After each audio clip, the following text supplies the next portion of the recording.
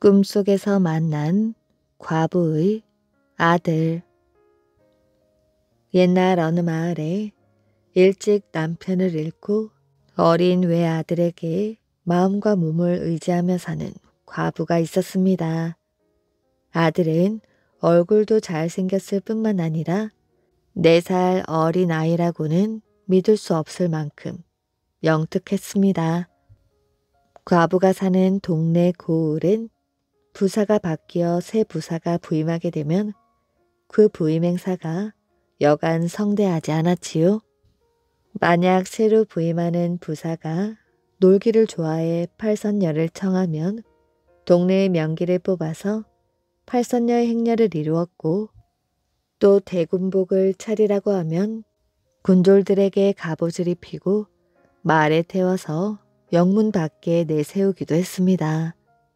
이렇게 성대한 행사가 있는 날에는 성 안 주민들은 물론이고 이웃 고을 사람들까지도 모두 나와 구경을 하곤 하였지요.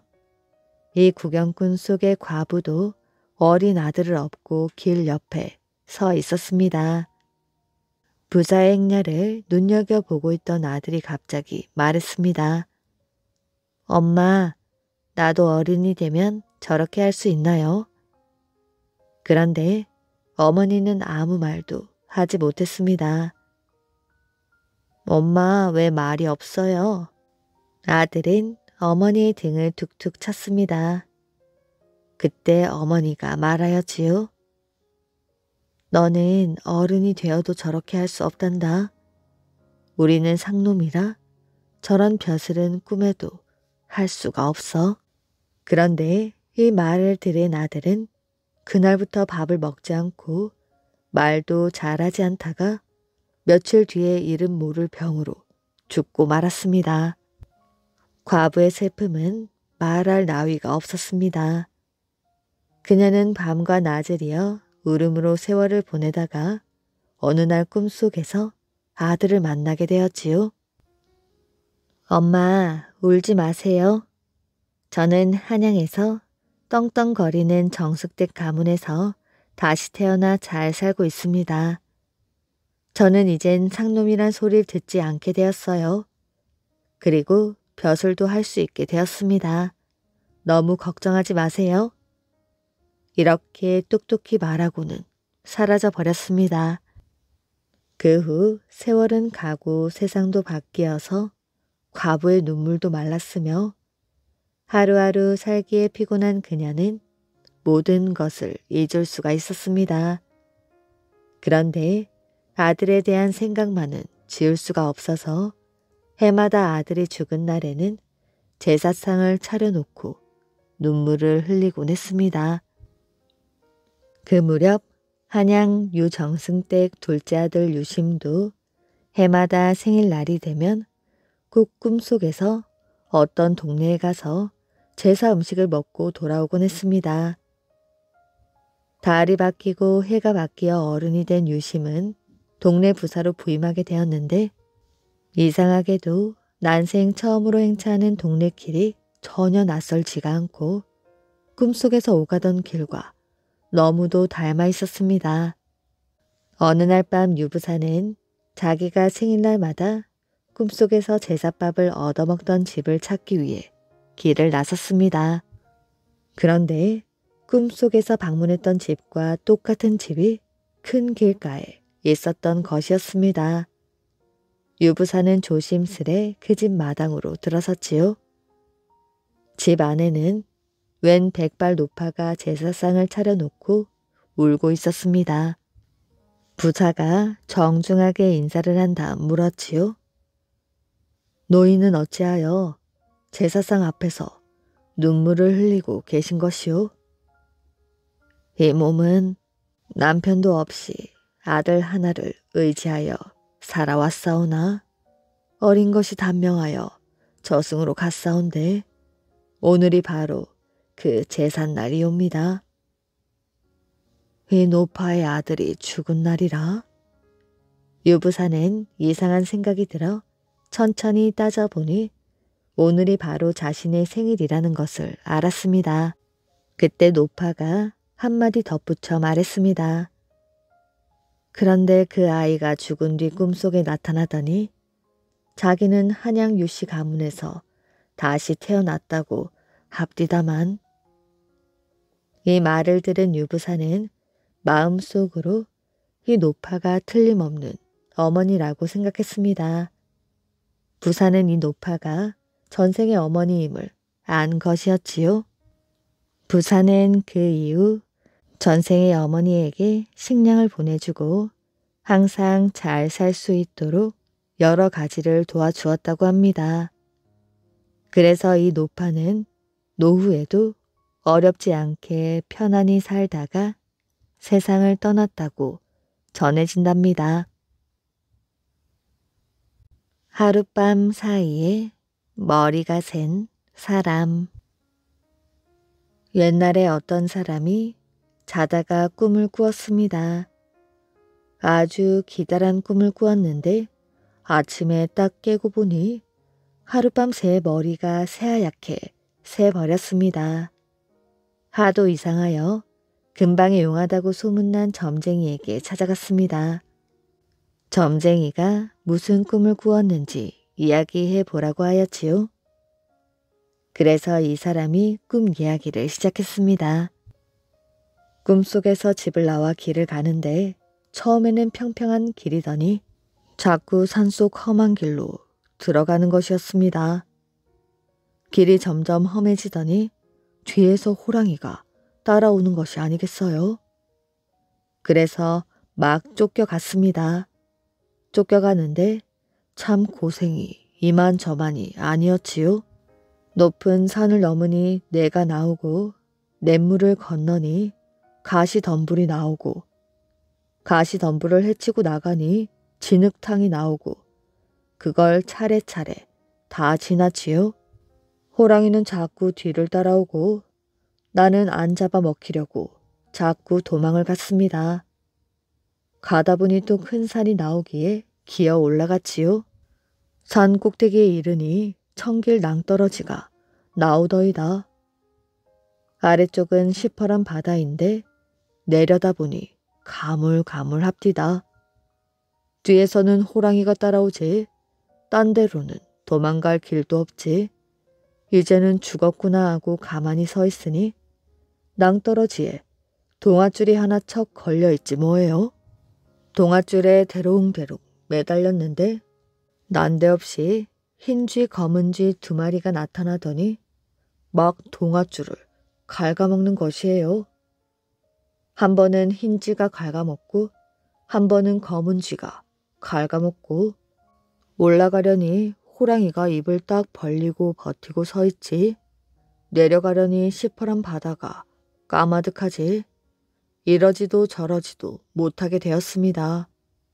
꿈속이지만 참 답답했지요. 다른 수가 없어서 할 일 없이 줄에 매달려 있었지요. 그런데 쥐가 자꾸 갉아먹으니 줄이 기어이 툭 하고 끊어졌습니다. 청길 낭떠러지 아래로 시퍼런 바다로 붕덩 떨어진 것이었습니다. 그래도 용케 살았습니다.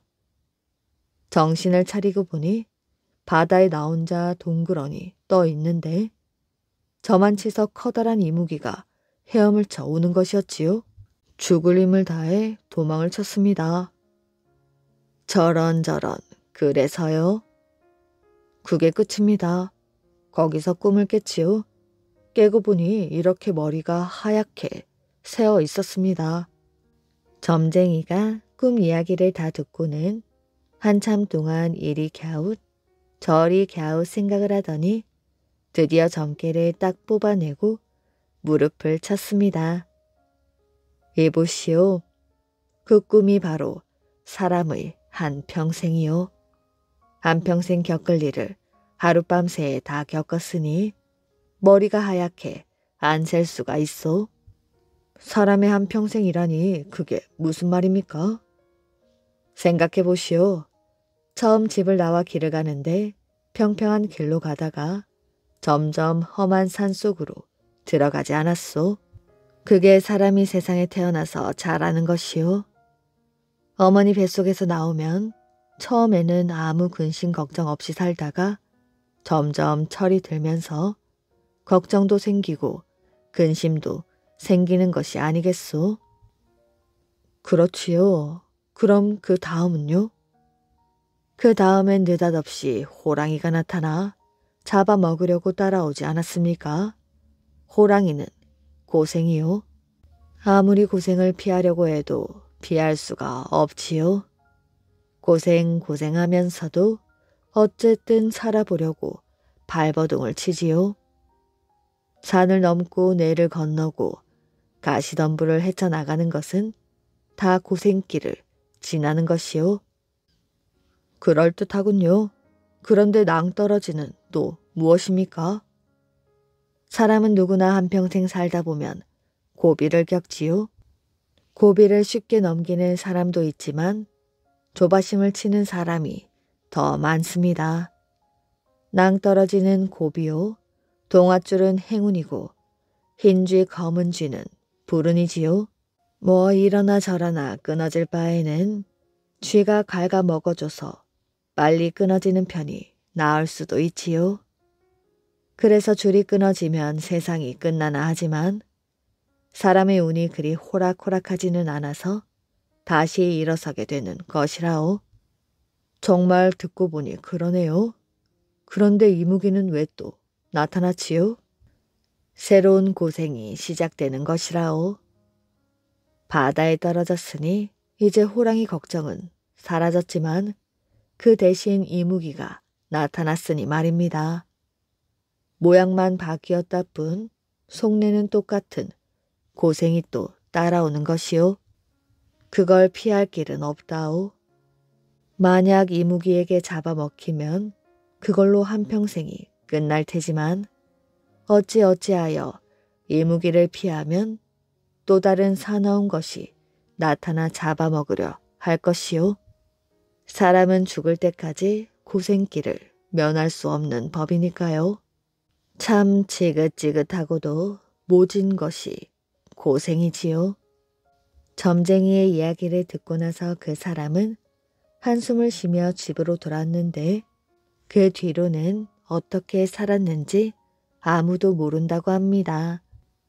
꿈속에서 그만큼 고생했으니 생시에는 고생을 면하고 살았을 것이라는 사람도 있고 꿈은 꿈이고 생시는 생시이니 고생을 면하지 못했을 것이라고 하는 사람들도 있었다고 합니다.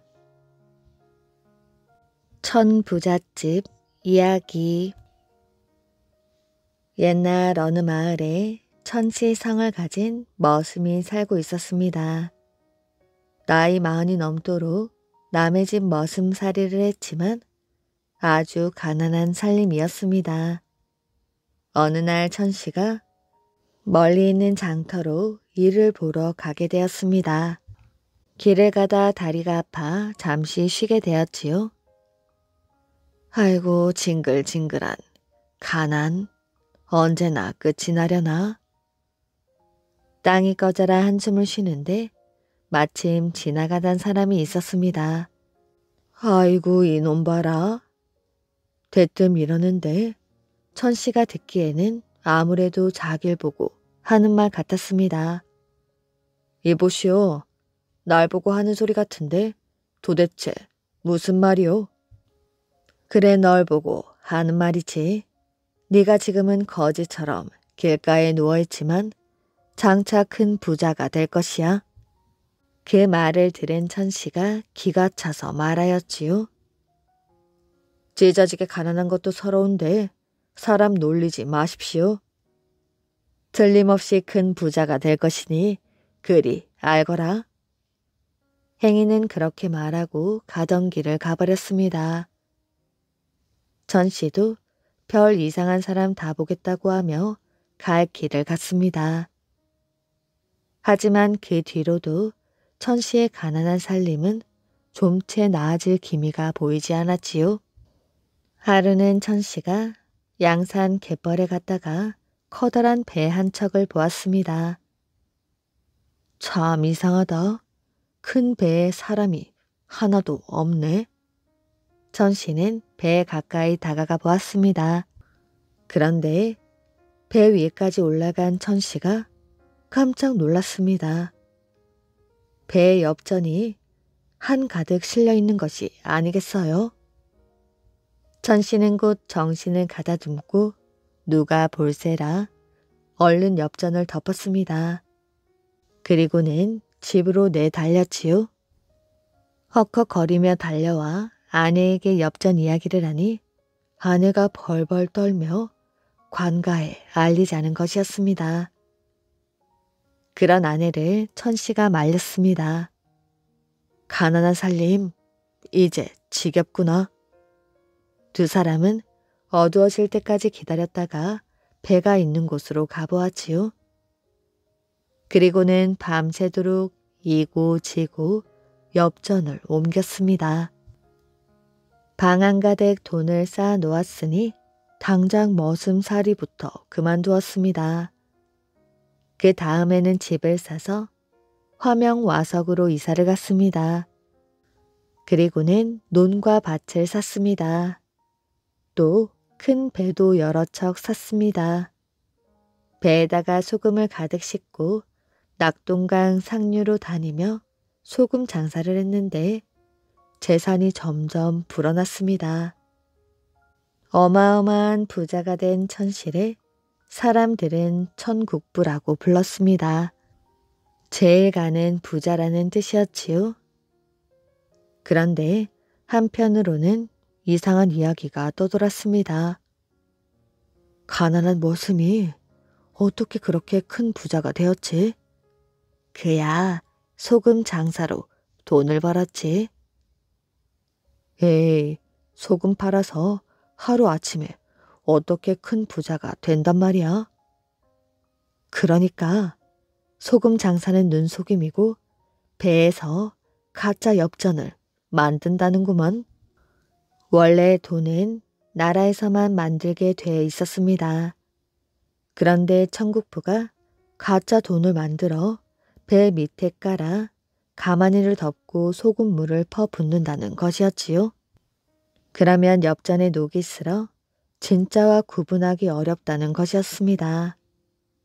사실 천씨가 갯벌 배에서 발견한 그 엽전도 가짜 돈이었습니다. 그 뒤로도 세월이 흐르고 흘렀습니다. 이제 천국부는 수많은 토지에다가 큰 시장까지 가졌지요. 그런데 이런 천국부가 하루아침에 쫄딱 망해버렸다고 합니다. 더 부러울 게 없는 천국부가 집 짓는 공사를 벌였지요. 특히 그의 아들은 궁궐 같은 집을 지어야 한다고 욕심을 부렸습니다. 그 아들은 기어이 101집을 짓겠다고 욕심을 부렸지요. 산에서 굵은 나무를 베어온다, 대장간을 차려 연장을 만든다 하며 어마어마한 공사를 벌였습니다. 기고만장한 천국부와 아들을 아무도 말릴 수가 없었지요. 천국부의 집 지붕과 처마가 장관을 이뤄갈 때 숲은 점점 민둥산이 되었습니다. 일꾼들은 틈만 나면 수군수군 거렸지요. 천국부와 아들이 제정신이 아니야. 아무래도 집을 짓지 못할걸. 맞아. 집터에서 집을 지키는 큰 구렁이가 나가는 걸 보았어. 분수를 모르고 욕심을 부리면 사달이 난다는 것을 사람들은 알고 있었습니다. 천국부는 결국 역적으로 몰리어 패가 망신하고 말았습니다. 쫄딱 망한 천국부 집 기와는 동네 범어사로 가고 기둥과 석가래는 명지 소금밭으로 갔다고 합니다. 가난한 머슴이 부자가 되어 떵떵거리다가 다시 폭삭 망해버렸다는 신기하고 재미있는 이야기였지요. 지금도 화명 와석 마을에는 천국부의 집터가 있다고 합니다. 부자와 동전. 옛날에 한 정승이 있었습니다. 하루는 이 정승이 하인을 불러 귀떨어진 동전 한 입을 주면서 이 엽전을 가지고 대장간에 가서 떨어진 귀퉁이를 땜질하여 오너라 하고 말했습니다. 아이는 동전을 받아가지고 대장간에 가서 한참을 있다가 돌아와서 말하였지요. 이 귀떨어진 엽전을 떼워 제대로 동전 구실을 하게 하려면 공임이 서푼이라고 합니다. 이 돈은 한 푼이고 공임이 서푼이면 배보다 배꼽이 더 커서 수지가 맞지 않기 때문에 그냥 가지고 돌아왔습니다. 그러자 정승이 말했습니다. 하긴 네 말이 맞구나. 그런데 생각해보아라. 서푼을 주고서라도 이 돈을 떼워 재구실을 하게 한다면 작게는 내 돈 한 푼을 살리는 것이고 크게는 우리나라 전체의 돈이 한 푼 늘어나는 것이지. 그리고 내가 서푼을 대장간에 주는 것은 성한 돈이니 돈이라는 것이 돌고 도는 것이므로 내 손은 떠났지만 나라 안에서는 축나는 돈이 아니다. 그러니 이 돈을 수리하면 나로서는 셋에서 하나 빼서 둘이 남으니 결국 두 푼 손해가 되지만 나라 전체로 보면 한 푼 이득이 되는 것이다. 그리고 나 같은 정승은 돈이 있으니 대장장이에게 일거리도 줄 겸 무슨 핑계를 대서라도 세상의 돈을 풀어놓아야 하는 것이야. 그러니 어서 가서 돈을 떼어오너라. 이렇게 말하자 하인이 감탄했습니다. 이러한 이야기가 어느 동네 부잣집에도 있었습니다. 부자가 다리 위를 지나다가 잘못하여 돈 한 입을 냇물에 떨어뜨리고 말았지요. 그래서 바지를 걷어올리고 찾고 있는데 지나가던 사람이 웬일이냐고 물었습니다. 여기에 돈이 떨어졌는데 찾아주는 사람에게 사례를 하겠소. 그러자 사람들이 셋이나 물에 들어가서 동전을 찾았습니다. 드디어 동전 한 입을 찾았습니다. 부자는 기뻐하며 애를 쓴 세 사람에게 동전 한 입씩을 주었지요. 그러자 세 사람이 모두 입을 모아 말했습니다. 겨우 동전 한 입을 찾자고 이 고생을 하십니까? 우리 세 사람에게 준 돈이 세 잎이니 결국 한 입 건지고 세 입 나가는 것이 아닙니까? 그런 손해를 보면서까지 고장 돈 한 입을 찾을 것이 무엇입니까? 그러자 부자가 말했습니다. 언뜻 들으면 댁들의 말이 맞습니다. 내가 댁들에게 준 돈은 언제나 살아있는 돈이고 이 개울에 빠진 한 잎은 찾지 아니하면 죽은 돈이 되지요. 죽은 돈을 살려 규모 있게 쓰는 것이 나라 재산을 늘리는 방법입니다. 나 하나 손해를 안 보려고 나라 전체에 손해를 끼쳐서야 되겠습니까? 이 말을 들은 사람들은 그렇다면 수고비를 받지 않겠다고 하니 부자가 다시 정색하며 말했습니다. 이미 물에 들어설 때 당신들 수고비로 주려던 것이오. 돈을 받고 다른 사람들에게 이런 이야기를 들려주면 좋지 않겠소?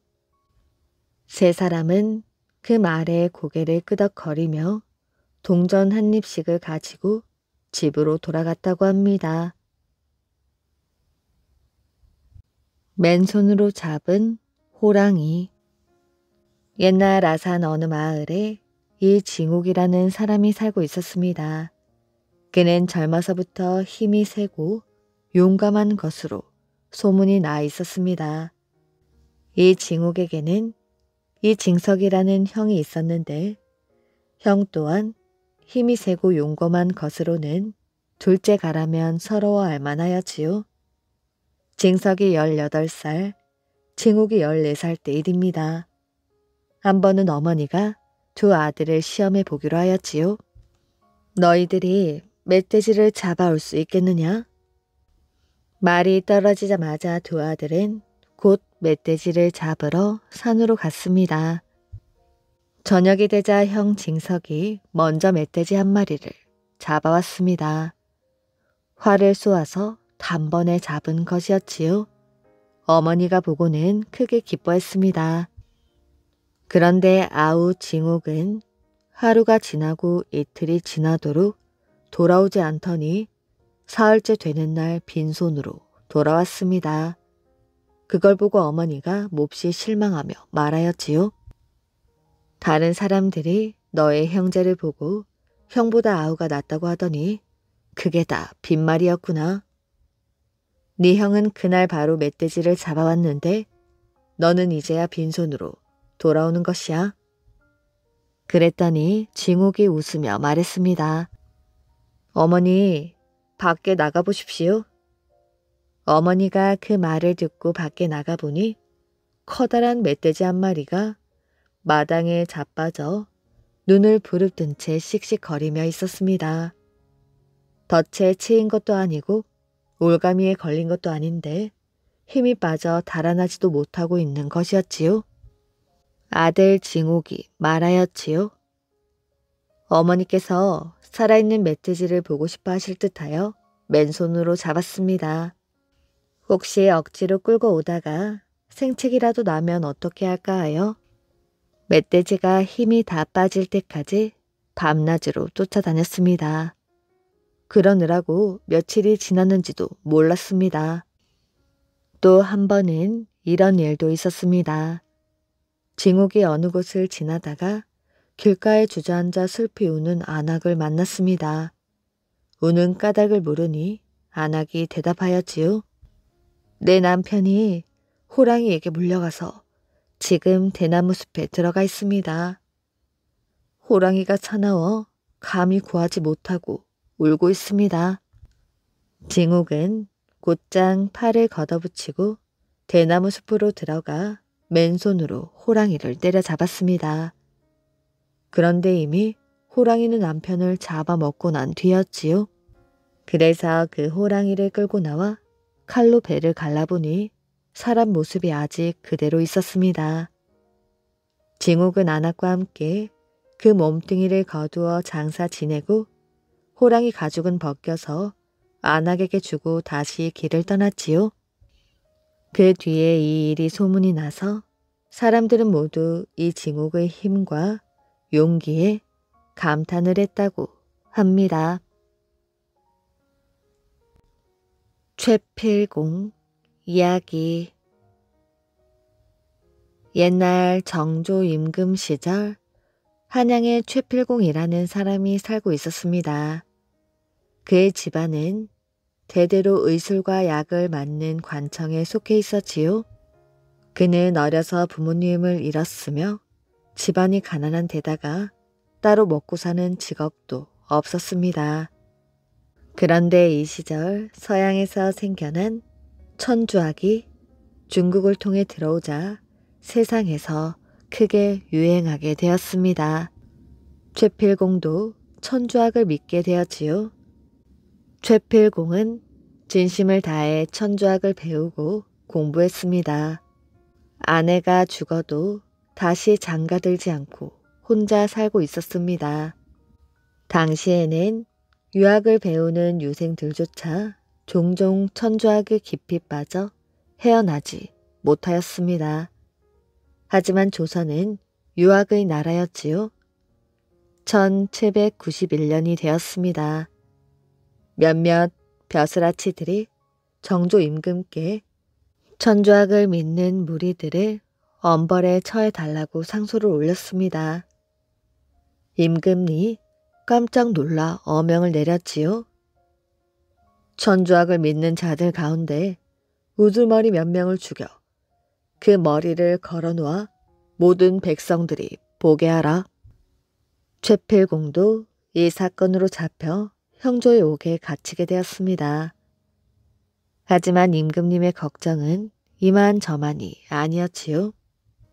천주학이 세상을 어지럽히고 백성들의 정신을 온통 빼앗고 있구나.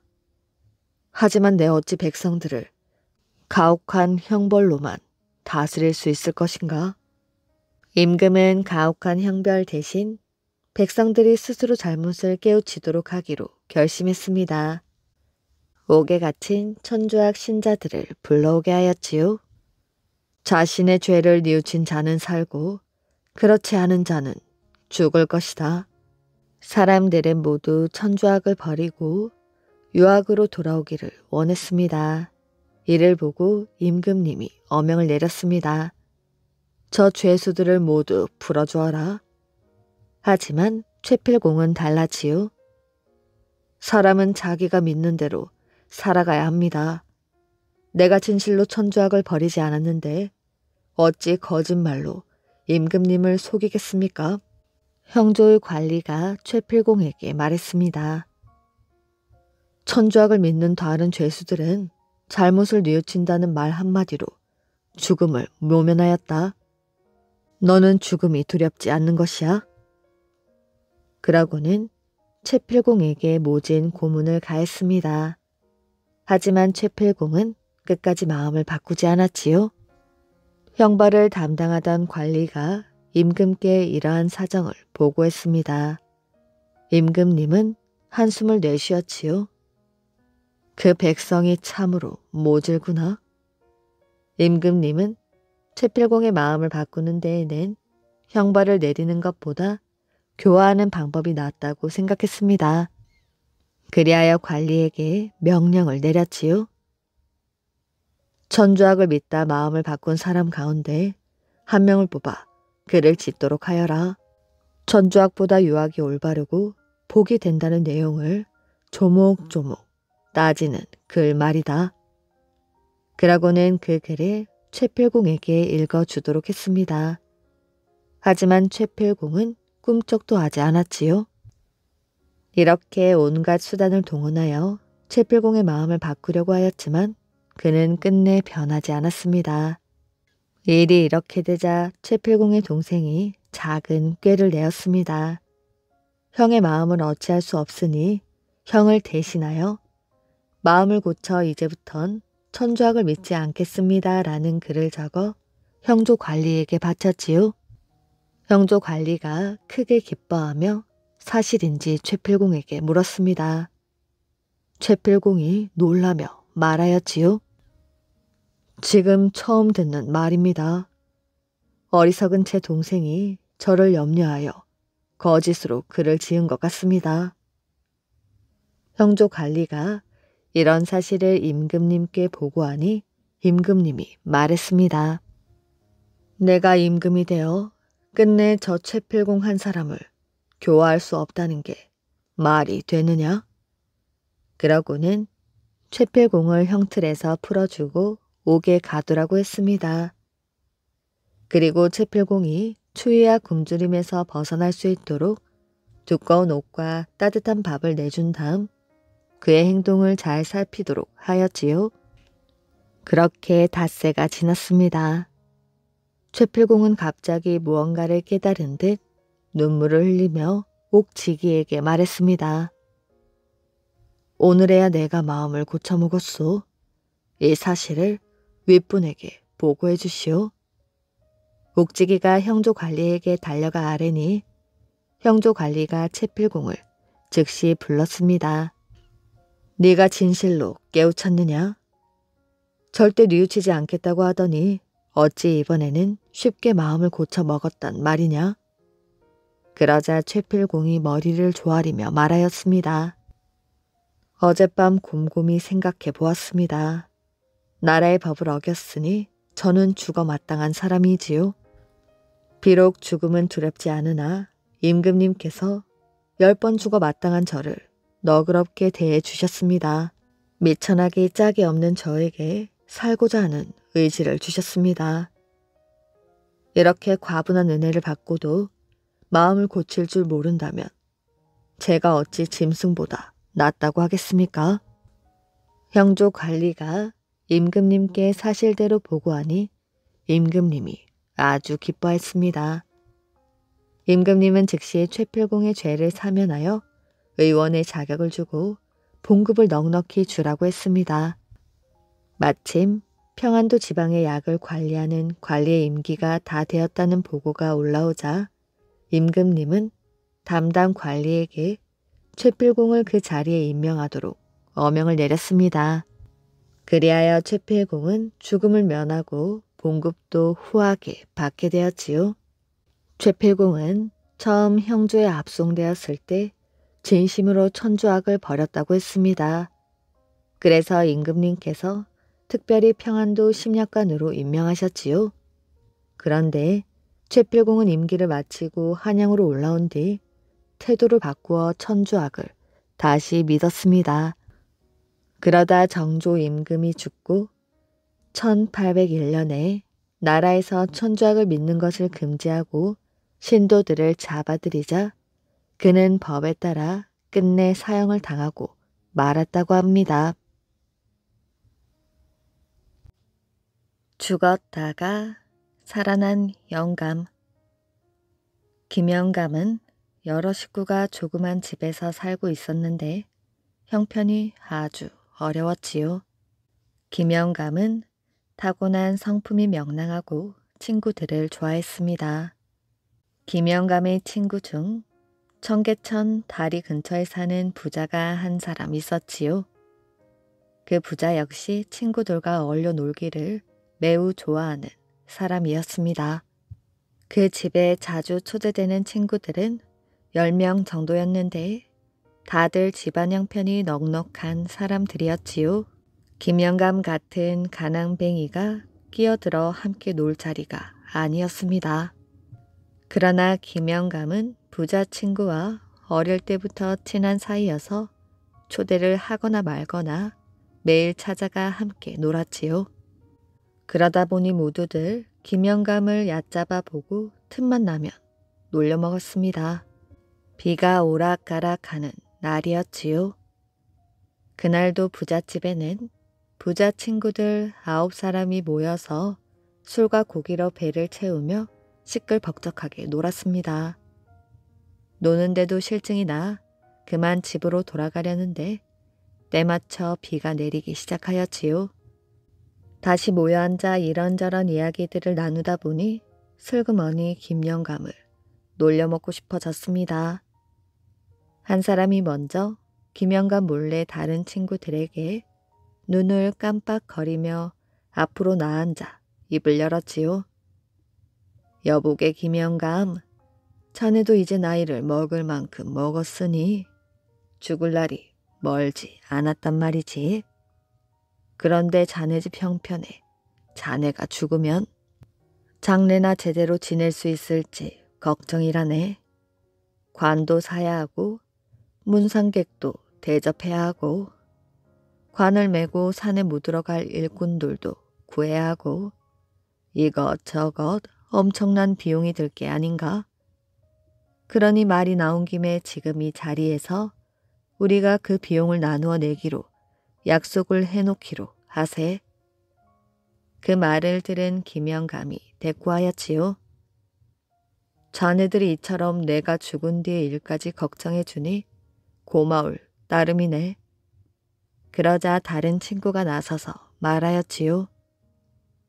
우리가 이렇게 매일 모여서 정답게 노는 터에 그 정도도 못 해주겠나? 그런데 그러려면 우선 장례 비용이 얼마나 들지 그것부터 계산해 봐야지. 그러니 지금 우리가 가짜로 대강 염을 해보아서 관 크기만이라도 알아놓는 게 어때? 나머지 친구들은 그 친구의 말이 끝나기가 무섭게 재미있어 죽겠다는 표정으로 맞장구를 쳤습니다. 자, 어서 수건과 끈을 가져오라고. 부자 친구들은 다짜고짜 달려들어 김영감을 방바닥에 넘어뜨렸습니다. 김영감은 친구들이 또 짓궂은 장난을 시작한다고 시키는 대로 가만히 있었습니다. 집주인이 곧 안방으로 들어가 큼지막한 호디불과 허리끈 여러 개를 가지고 왔습니다. 부자 친구들은 김영감을 냉큼 들어 호디불 한가운데 눕혔지요. 그리고 호디불 양쪽 자락을 끌어당겨서 김영감의 몸을 감싸 놓고는 허리끈으로 발목부터 목까지 차례로 온몸을 묶었습니다. 그래 놓으니 정말 염을 해놓은 시체처럼 보였지요. 부자 친구들은 그 모습이 우습다며 손가락질을 해가며 낄낄거리며 웃었습니다. 곡하는 흉내도 내고 큰 절을 하는가 하면 술잔을 올리는 신용도 하였지요. 그런 짓을 할 때마다 한바탕 배꼽을 쥐고 웃는 것이었습니다. 웃는데도 실증이 날 만큼 되어서야 이제 그만 풀어주자 하고 김영감을 묶어놓은 허리끈을 풀기 시작했습니다. 자네 덕분에 실컷 웃었네. 어서 일어나 술 한잔 받게. 한마디씩 하면서 묶어놓은 끈들을 푸는데 뭔가 이상했습니다. 김영감이 아무런 대꾸도 없을 뿐 아니라 손끝 하나 움직이지 않는 것이었지요. 모두들 당황하여 허둥지둥 묶은 것을 풀고 홑 이불을 벗겼습니다. 그러고는 모두 얼굴빛이 노랗게 질리고 말았지요. 김영감의 얼굴이 정말 죽은 사람처럼 새파란 데다가 온 몸이 뻣뻣해졌습니다. 코 밑에 손을 대보았지만 숨조차 쉬지 않았지요. 아니 이거 정말 숨이 넘어간 게 아닌가? 9사람이 한꺼번에 달려들어 김영감의 온 몸을 주무르고 입을 억지로 벌려 약물을 흘려놓고 야단법석을 떨었지만 살아날 기미가 보이지 않았습니다. 그러자 서로 원망하는 말이 나오기 시작하였지요. 애초에 이런 장난을 하자고 한 사람이 잘못이지. 자네가 목을 묶을 때 너무 힘을 줬어. 못 먹어 빌빌거리는 가난뱅이가 무슨 힘이 있다고. 우리가 사람을 죽였으니 이 일을 어쩌면 좋은가? 모두들 걱정이 태산 같았지요. 그런데 김영감은 죽지 않았습니다. 온 몸이 꽁꽁 묶여 피가 통하지 않은 채로 시간이 지체되는 바람에 잠시 기절을 했을 뿐이었지요. 그러다 묶은 것이 풀리고 온몸을 주물러 주니 다시 피가 통하며 차츰 정신이 들었습니다. 하지만 무슨 생각이 들었는지 꼼짝 않고 누워 있었지요. 한숨만 땅이 꺼지게 내쉬고 앉아있던 부자 친구들 중에서 한 사람이 입을 열었습니다. 그나저나 김영감 집에 이 일을 알려야 하지 않겠나? 김영감은 그제서야 식구들 생각이 나 큰 숨을 내쉬며 몸을 약간 뒤척였지요.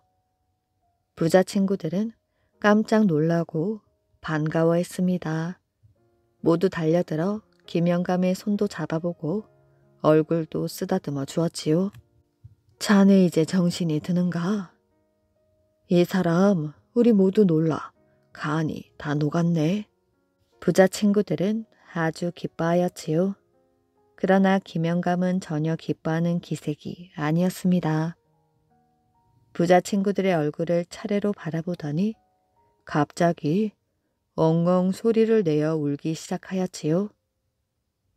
친구들도 서로 눈치를 보다가 영문도 모른 채 따라 울었습니다. 한참을 울다 김영감이 말하였지요. 자네들이 나 같은 가난뱅이를 친구로 여기며 늘 정답게 대해주는 것이 그동안 얼마나 고마웠는지 모른다네.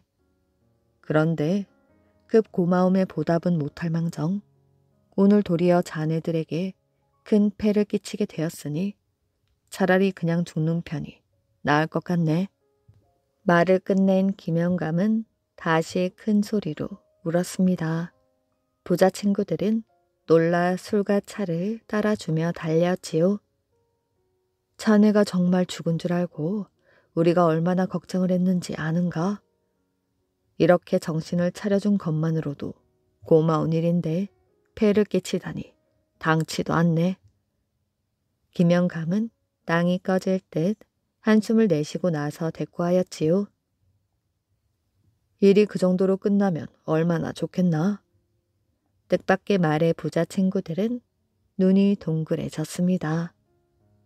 아니 그럼 무슨 일이 있단 말인가?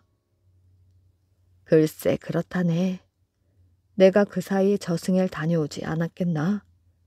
여태까지 말로만 듣던 저승이 정말 있더란 말일세. 내 아까 죽어가지고 염라국에 가질 않았겠나.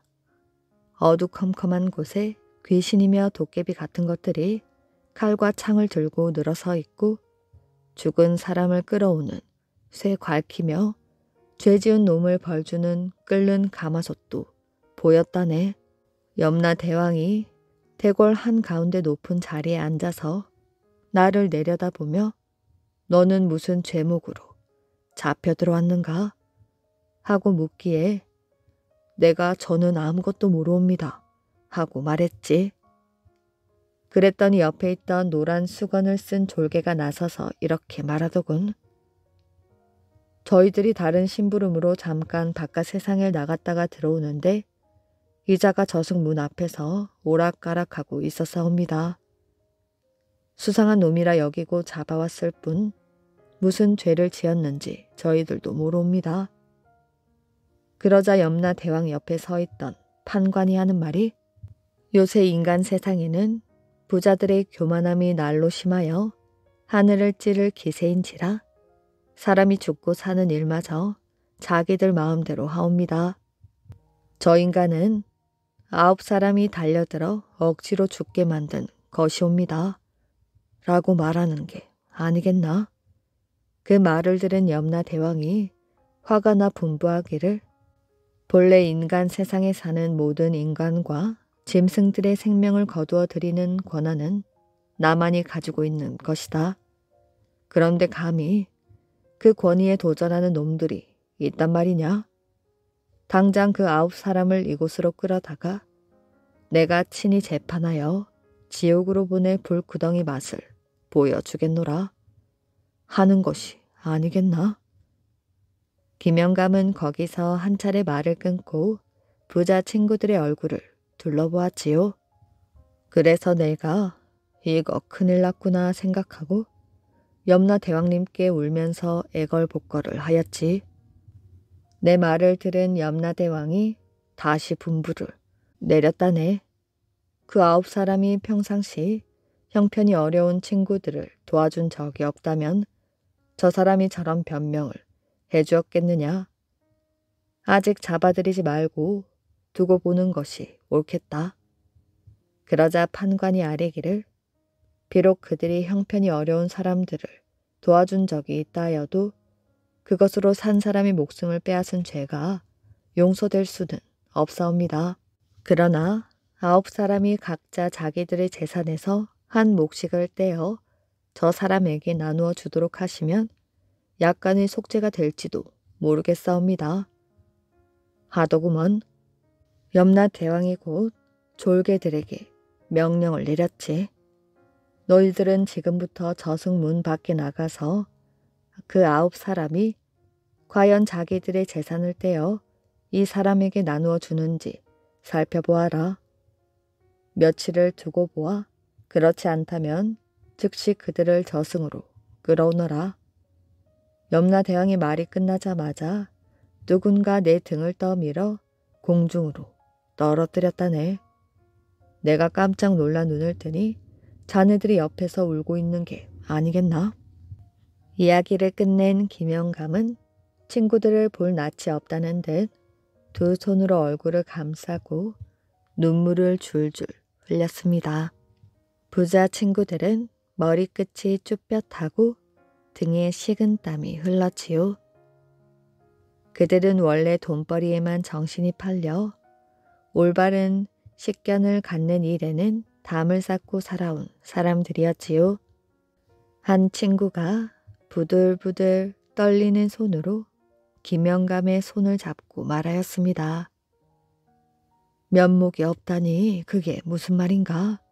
자네가 우리들을 위해 변명을 해주지 않았으면 우린 벌써 이 세상 사람이 아닐세. 오히려 감사를 해야 마땅하지.